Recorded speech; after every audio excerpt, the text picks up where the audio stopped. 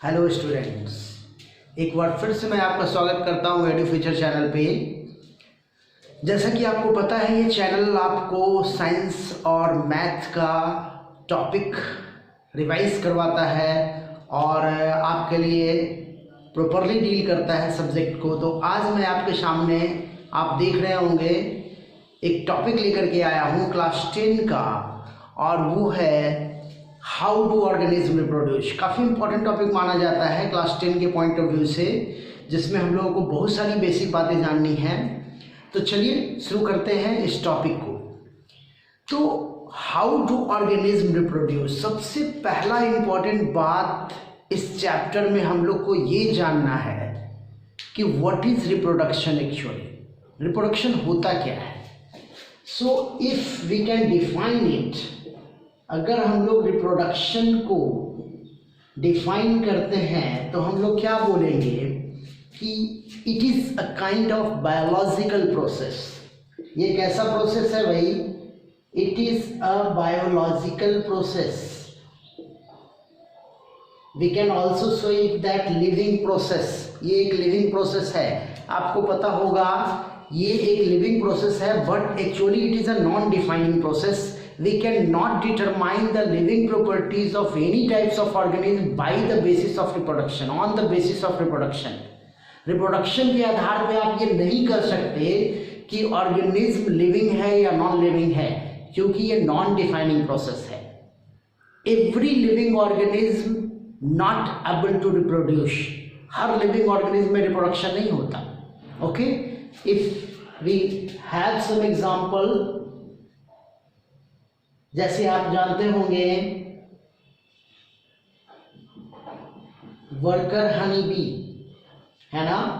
Worker honey bee जो होती है वो रिप्रोडक्शन नहीं करती. रिसे अबाउट म्यूल, है ना, रिप्रोडक्शन नहीं होता. इसका मतलब ये नहीं कि वो लिविंग नहीं है. So we can say that reproduction is a non defining property. Okay, by the basis of reproduction you cannot determine whether the organism is living or non living. Okay, तो चलिए हम लोग बात कर रहे थे कि रिप्रोडक्शन क्या है. एक बायोलॉजिकल प्रोसेस है. इस बायोलॉजिकल प्रोसेस में क्या होता है, तो ऑर्गेनिज्म अपने ही जैसे इंडिविजुअल का प्रोडक्शन करता है. Organism able to produce similar types of organism. And organism able to produce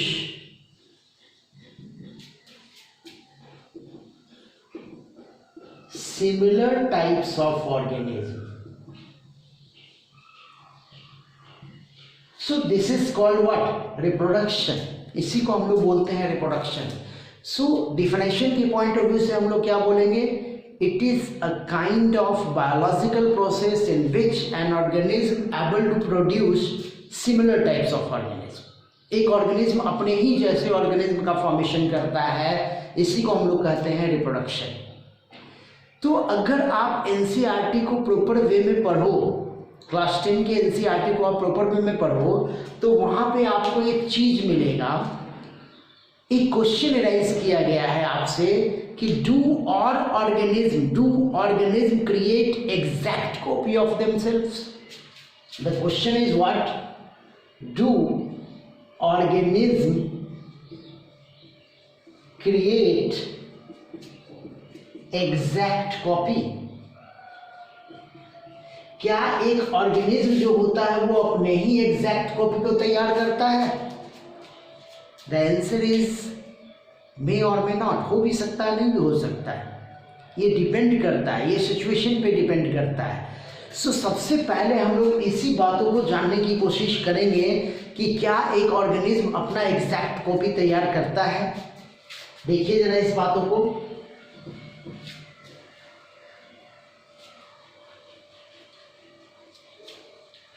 अब देखो, रिप्रोडक्शन की शुरुआत अगर हम लोग देखते हैं तो हम लोग बोलते हैं कि ये सेलुलर लेवल से स्टार्ट होता है. मतलब क्या कि जब भी कोई ऑर्गेनिज्म रिप्रोड्यूस करता है, so that the point start from its cellular level.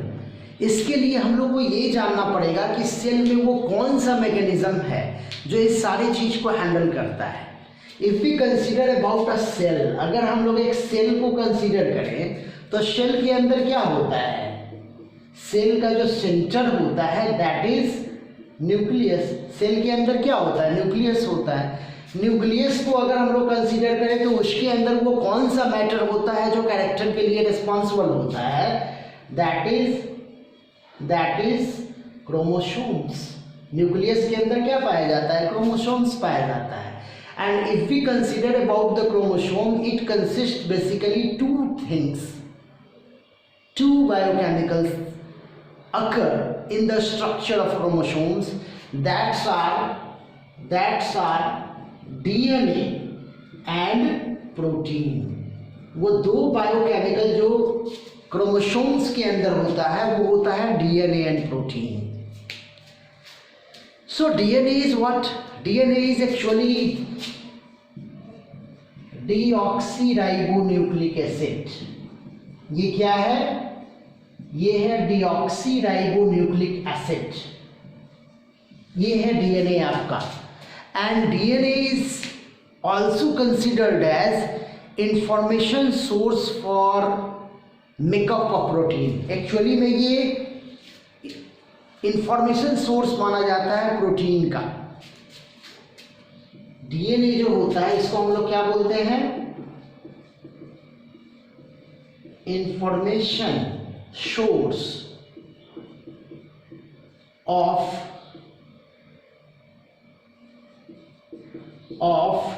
Making protein. ये प्रोटीन के मैन्युफैक्चरिंग का इंफॉर्मेशन सोर्स है। और ये जो प्रोटीन आप देख रहे हो that protein either get converted into enzyme और इवन हॉर्मोन्स। ये प्रोटीन जो है आपके बॉडी में या तो एंजाइम्स के रूप में कन्वर्ट होता है या हार्मोन के रूप में कन्वर्ट होता है। And that enzymes and hormones are responsible for controlling, regulating various types of biochemical reaction take place in your body and they able to perform, they able to set your body design. Actually they what regulate biochemical process. ये biochemical process को regulate करता है आपके body में और आपके body के design को, आपके बॉडी का डिजाइन का सेटअप तैयार करता है। और क्या करता है,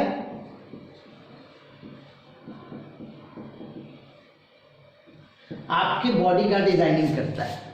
ओके, तो ये एक बेसिक बातें हैं जो आपके बॉडी के डिजाइनिंग करने का मतलब कि आपके बॉडी के अंदर आपके बॉडी के कैरेक्टर को कंट्रोल करता है। आपके बॉडी का डिजाइनिंग कंट्रोल करने का मतलब क्या होता है कि आपके बॉडी के अंदर का जो बेसिक कैरेक्टर्स है उसको कंट्रोल करता है। ओके, नाउ डीएनए में ये जो डीएनए आप देख रहे हो ना, डीएनए का जो हिस्सा है, डीएनए जो है एक्चुअली में आपके बॉडी के कैरेक्टर को हैंडल करता है बाय दिस मैकेनिज्म। वो इस मैकेनिज्म के द्वारा वो आपके बॉडी के कैरेक्टर को हैंडल कर रहा है। अब जब ये आपके बॉडी के कैरेक्टर को हैंडल कर रहा है तो उसमें एक और बहुत ही इंपॉर्टेंट प्रॉपर्टी होती है, that a DNA able to form their own copy, they able to form their duplicate part. DNA जो होता है ना वो नया डीएनए का फॉर्मेशन करता है। अब डीएनए जब नया डीएनए का फॉर्मेशन करता है तो क्या वो नया डीएनए एग्जैक्ट कॉपी होता है अपने ओरिजिनल डीएनए का? ये भी बहुत इंपॉर्टेंट बात है।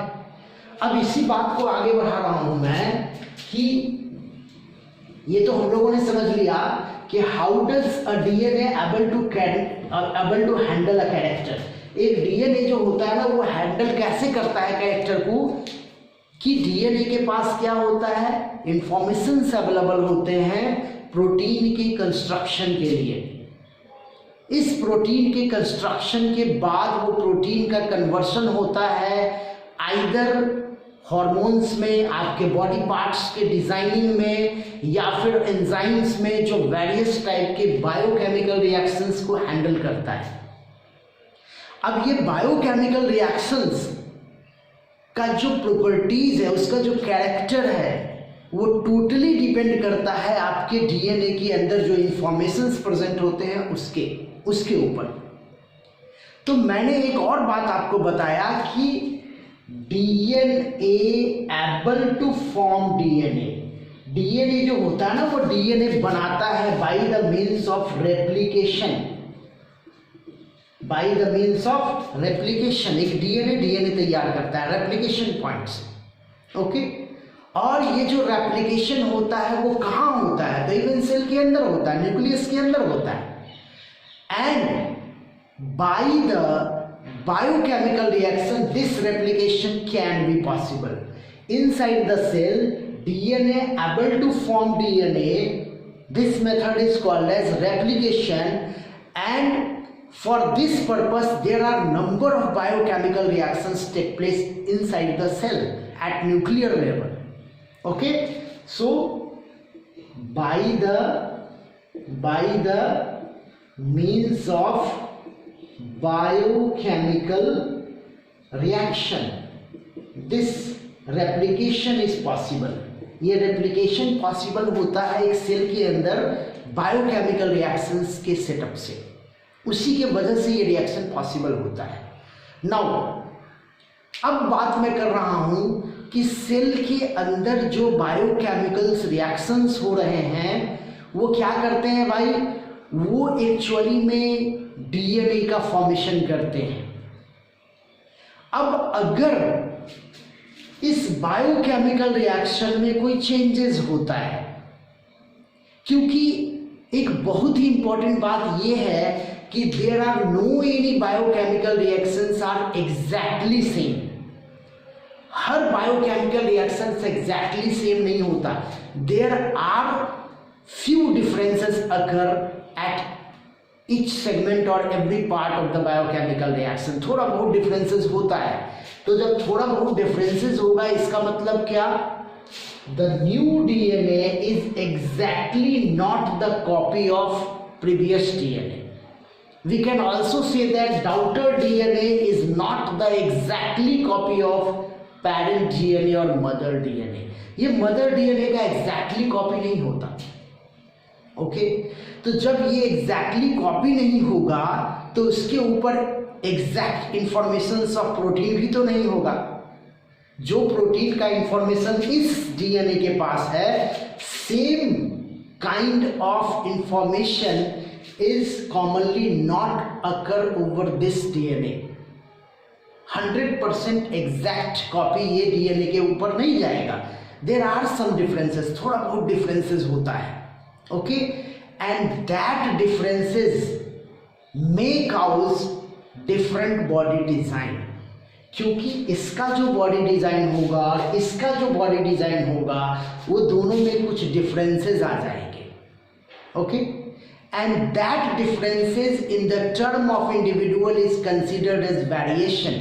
इसी इंफॉर्मेशंस को हम लोग क्या बोलते हैं? ये जो चेंजेस हुआ है ना डीएनए के डुप्लीकेशन के बाद, इसी को हम लोग बोलते हैं क्या? कि ये वेरिएशन हुआ है जो हमको इंडिविजुअल्स के अंदर नजर आएगा। Okay, so changing in the copy of DNA able to alter the body design. ये बॉडी डिजाइन को अल्टर करता है, क्योंकि जब चेंजेस होगा तो प्रोटीन भी चेंजेस होगा। ओके, मैं यहां लिख देता हूं, change in biochemical reaction, change in biochemical reaction क्या करेगा भाई?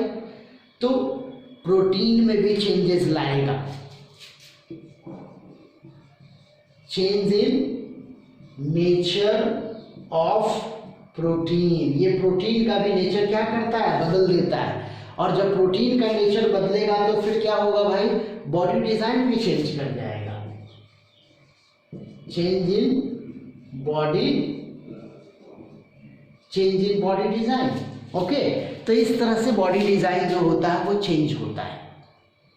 ठीक है, अब मैं बात कर रहा हूं क्या कि ये जो स्ट्रक्चरल डिफरेंसेस आता है, ये जो चेंजेस इन बॉडी डिज़ाइन आता है, ये बॉडी डिज़ाइन जो होता है वो क्या होता है भाई, डिफरेंट टाइप के कैरेक्टर को हैंडल करता है। Even we can say that कि ये जो बॉडी डिज़ाइन है वो वेरिएशन काउज करता है, ये वेरिएशन काउज करता है। और यही वेरिएशन कंटिन्यूअस जब होता है, मतलब रेगुलर वेरिएशन होते जा रहा है अकॉर्डिंग टू इन्वायरमेंटल नीड। ये वेरिएशन बहुत ज़रूरी है क्योंकि इन्वायरमेंट जो होता है ना, उस वेरिएशन को नीड आउट करता है ऑर्गेनिज्म के सर्वाइवल के लिए, क्योंकि इन्वायरमेंट हमेशा बदल रहा है। ओके, तो कहीं ना कहीं ये वेरिएशन जो होता है वो बेनिफिशियल माना जाता है ऑर्गेनिज्म के सर्वाइवल के लिए और इवोल्यूशनरी पॉइंट ऑफ व्यू के लिए। नाउ अब बात कर रहा हूं मैं कि अगर ये वेरिएशन बहुत ज़्यादा हो गया, ये तो वेरिएशन ठीक है, जब थोड़ा बहुत वेरिएशन की फ्रीक्वेंसी लेवल जब कम है तो ठीक है, लेकिन अगर ये वेरिएशन बहुत ज़्यादा हो जाता है तब क्या होता है, जिसकी फ्रीक्वेंसी बहुत हाई हो, तो ऐसे कंडीशन में जो न्यू कॉपीज ऑफ डीएनए होता है उसका जो फंक्शन होता है, उसका जो वर्क होता है वो प्रॉपर नहीं हो पाता। ये तो आप समझ चुके हो, मैं इसको मिटा रहा हूं। अब मैं बात कर रहा हूं कि if changes occur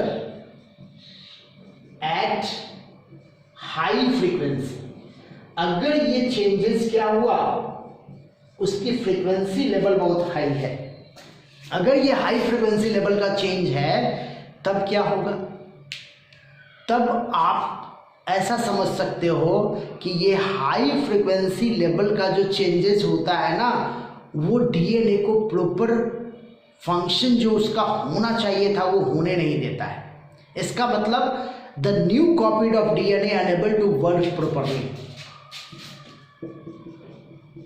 new copy of DNA unable to work properly। ये न्यू कॉपी ऑफ डीएनए जो होता है ना वो प्रॉपर वे में काम नहीं कर पाता।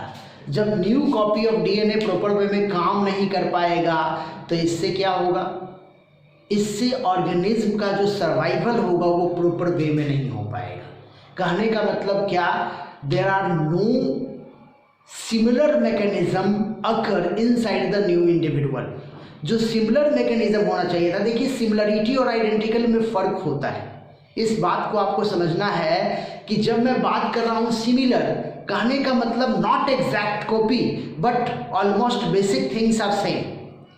तो जब वेरिएशन की फ्रीक्वेंसी, जब एग्जैक्ट कॉपी जो बनी उसकी फ्रीक्वेंसी लेवल बहुत ही अलग है, मतलब चेंजेस हो गया है उसमें, तो क्या होता है, जो बेसिक सिमिलरिटीज होती है उसमें भी बहुत ज़्यादा चेंजेस आ जाता है, and that DNA unable to work properly. और जब डीएनए किसी भी सेल के अंदर, किसी भी स्पेस के अंदर प्रॉपर वे में काम नहीं कर रहा है, इसका मतलब वो डीएनए के वजह से सेल का सर्वाइवल जो होगा ना वो ऑफ हो जाएगा। कहने का मतलब क्या कि कहीं ना कहीं सेल सर्वाइव नहीं कर सकता है ऐसे कंडीशन में। So new copy of DNA unable to work properly, thus survival of the cell without basic metabolism is not possible। तो बेसिक मेटाबॉलिज्म के बिना जो ऑर्गेनिज्म है, जो सेल है, उसका सर्वाइवल पॉसिबल नहीं हो पाता है, एंड सेल, और सेल क्या कर जाएगा, डेथ कर जाएगा। सेल जो होगा वो सर्वाइव ही नहीं कर पाएगा आपका। ओके, ये बेसिक बातें हैं। तो इम्पॉर्टेंट बात ये हमारा यहाँ से निकलता है कि किसी भी सेल को, नया सेल तैयार करने के लिए इम्पॉर्टेंट क्या होना चाहिए कि डीएनए की कॉपी होनी चाहिए। डीएनए की कॉपी जो होगी वो क्या होगी, सिमिलर कॉपीज होगी, नॉट आइडेंटिकल। आइडेंटिकल जरूरी नहीं है बट सिमिलर कॉपीज होनी चाहिए, जिससे थोड़ा बहुत वेरिएशन के साथ बेसिक कैरेक्टर सेल के अंदर आए और वो सेल जो है प्रॉपर वे में सर्वाइव कर सके। अगर बहुत लार्ज स्केल पे वेरिएशन हो गया, बहुत लार्ज स्केल पे डीएनए में चेंजेस हो गया, that is impossible to maintain the basic metabolic process inside the cell and cell unable to survive. Now then अब हम लोग बात करते हैं कि आखिर ये रिप्रोडक्शन के मैकेनिज्म को हम सेल के थ्रू कैसे रिप्रेजेंट कर सकते हैं। अब आप देखो कि सेल के अंदर डीएनए की कॉपी तैयार हुई, ओके, आप इसको ऐसे समझ सकते हो कि सेल है, सेल के अंदर न्यूक्लियस है और न्यूक्लियस के अंदर डीएनए है, ओके। डीएनए ने क्या किया, अपना डुप्लीकेशन किया, मतलब डीएनए जो है वो रेप्लिकेट कर गया और रेप्लिकेट करके न्यू डीएनए बनाया। मैं यहाँ लिख देता हूँ न्यू डीएनए का फॉर्मेशन किया। तो डीएनए के पास तो नया इंफॉर्मेशन है ना, it has what, it has new information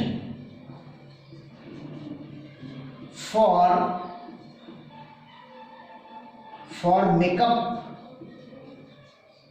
protein. ये प्रोटीन के लिए न्यू इंफॉर्मेशन कैरी कर रहा है।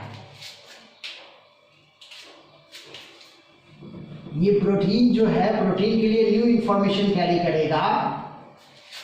अब क्या है भाई, ये जब प्रोटीन के लिए न्यू इंफॉर्मेशन कैरी करेगा तो ये नया बायोकेमिकल रिएक्शन देगा, new types of biochemical reaction. और जब न्यू टाइप का बायोकेमिकल रिएक्शन होगा तो क्या होगा भाई, न्यू कैरेक्टर। और इस न्यू कैरेक्टर के लिए ये सेल तो नहीं चाहिए ना, it needs new cell, new space. क्या चाहिए इसको, न्यू स्पेस चाहिए। ये नए कैरेक्टर को रिप्रेजेंट करने के लिए, उसको एक्सप्रेस करने के लिए न्यू स्पेस चाहिए। और न्यू स्पेस हमको क्या मिलेगा, न्यू स्पेस मिलेगा हमको न्यू सेल। न्यू स्पेस हमको क्या मिलेगा, new cell. So now this is called as mother cell. अब इसको हम लोग क्या बोलेंगे, मदर सेल। और ये बन गया हमारा क्या, डॉटर सेल, ओके।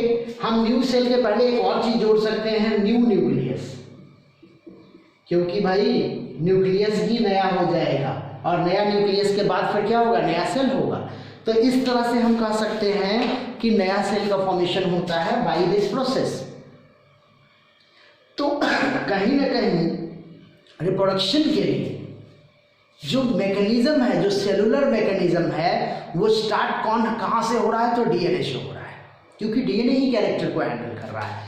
तो हम क्या बताया, मैंने आपको क्या बताया कि सेल, मदर सेल जिसको मैं बोल रहा हूँ, मदर सेल के अंदर न्यूक्लियस है, न्यूक्लियस के अंदर डीएनए है। डीएनए का काम क्या है भाई, वो कैरेक्टर को हैंडल करता है bye it's information centre which occur in the form of gene भी कह सकते हैं। वो इंफॉर्मेशन सेंटर एक्चुअली में जीन के टर्म में हम लोग जानते हैं उसको। तो वो इंफॉर्मेशन सेंटर कंसिस्ट करता है, साथ ही साथ और उसमें एक और कैरेक्टर होता है, दैट इज रेप्लिकेशन। वो रेप्लिकेट करता है, मतलब वो नया कॉपी तैयार करता है डीएनए का। ये डीएनए का कैरेक्टर ही है कि वो नया कॉपी तैयार करेगा। अब न्यू डीएनए आ जाएगा, न्यू डीएनए के ऊपर न्यू इन्फॉर्मेशंस होगा, क्योंकि बायोकेमिकल रिएक्शन सेम नहीं होते। जो नया डीएनए बनेगा वो एग्जैक्ट कॉपी नहीं होगा अपने पुराने डीएनए का, उसमें कुछ तो चेंजेस होगा। So new DNA has new informations for protein. Protein के लिए इसके पास नया इंफॉर्मेशन होगा, तो इसका मतलब क्या, नेचर ऑफ प्रोटीन भी अलग होगा। तो जब नेचर ऑफ प्रोटीन अलग होगा, इसका मतलब क्या कि न्यू बायोकेमिकल रिएक्शन, प्रोटीन के हिसाब से नया बायोकेमिकल रिएक्शन आएगा। जब न्यू बायोकेमिकल रिएक्शन आएगा तो वो न्यू कैरेक्टर को लाएगा, और जब न्यू कैरेक्टर को लाएगा तो उसको, उस कैरेक्टर को एक्सप्रेस करने के लिए नया जगह चाहिए। और जब नया जगह उस कैरेक्टर को एक्सप्रेस करने के लिए चाहिए तो नया न्यूक्लियस भी तो चाहिए, नया ऑफिस, एक जगह का नया ऑफिस भी तो चाहिए न्यू न्यूक्लियस के टर्म में। और न्यू न्यूक्लियस जो होगा वो क्या करेगा, न्यू सेल का डिमांड करेगा अपने कैरेक्टर को, अपने सिस्टम को हैंडल करने के लिए। तो इस तरह से न्यू डॉटर सेल का फॉर्मेशन होता है। तो इस तरह से हम लोग समझ गए होंगे द सेलुलर मैकेनिज्म और डीएनए मैकेनिज्म ऑफ रिप्रोडक्शन, जिसकी चर्चा एनसीईआरटी में की गई है। ओके, तो आई थिंक ये सारा टॉपिक आपको अच्छे ढंग से समझ में आ गया होगा। अब अगली वीडियो में हम लोग बात करेंगे टाइप्स ऑफ रिप्रोडक्शन का, स्पेशली एसेक्सुअल रिप्रोडक्शन पहले मैं बताऊंगा आपको, फिर हम लोग बात करेंगे सेक्सुअल रिप्रोडक्शन। ओके, तो बहुत बहुत धन्यवाद आप लोगों का इस चैनल पे बने रहने के लिए। अभी तक अगर आपने इस चैनल को सब्सक्राइब नहीं किया है तो आप चैनल को सब्सक्राइब कीजिए। Thank you.